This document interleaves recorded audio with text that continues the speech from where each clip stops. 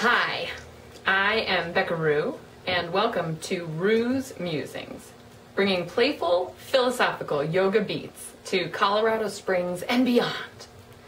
Today I have to be careful a little bit about being on my yoga high horse and acknowledge for sure that any activity that we participate in that is healthy, that brings us vibrancy and joy and movement in our body and breath, hiking, Zumba, Pilates, as well as mind-body modalities to help us, massage and acupuncture and energy work. All of those things I think are awesome, awesome, awesome.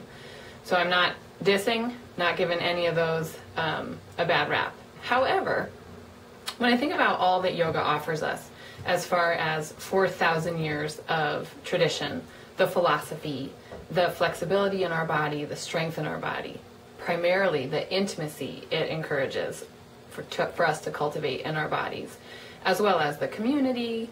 I think yoga is fantastic. And I know of course I do. You're totally welcome to roll your eyes at me. But people feel like that. Even bringing private clients of mine through 5 poses, they leave being like, I feel incredible. I feel so much better than I did when I walked in here. And that's the majority of what we as yoga teachers hear about, is how great people feel.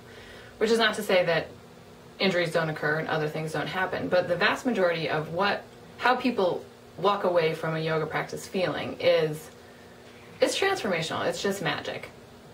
So that's one part of my musing today, is those of you out there who are considering starting a yoga practice, I really think today's the day. And at the same time, I know for a perception that I've gathered from years of doing this, that once you decide you're going to a yoga class, you'll probably show up 6 months later. There's a process of, oh, I think I'm going to go. And then 2 weeks later, you're like, oh, I'm going to pick a class. And then 2 weeks later, you're like, oh, that's right, I was going to go to that class. I'll check to see if it's still... So 6 months in, you're actually going to show up to your yoga class. I also want to tell y'all at home and around town that there's a website, www.yogaglow.com, that's I think $18 a month, that has world-renowned teachers on it. You can do it in your home. So that's another fantastic way to cultivate a home practice. If you haven't done yoga, you got to try. You got to give it a shot. Give it 3 classes, 3 different teachers, 1 practice at home, and let me know. Let me know what you think. The other part of this musing revolves around actually a woman who was coming to yoga in the park this summer, and she had just had a baby. Super sweet girl, friend of a friend of mine, and she said to me that this 75 minutes of yoga in the park, 10 to 11:15 on Saturday morning, was the best part of her week. And when I hear people say that, and I think you're only giving yourself 75 minutes out of a week, out of 7 days in a week, 24 hours in a day, for your self-care, you're getting 75 minutes. People, this is not enough. We have to be willing to show up for ourselves more than just an hour a week. We just have to. You've got to make time. Meditation will give you more time in your life. This is true. To sit. Just sit quietly, breathe still for 5 minutes a day will transform your life. Transformational your life. It will absolutely do that.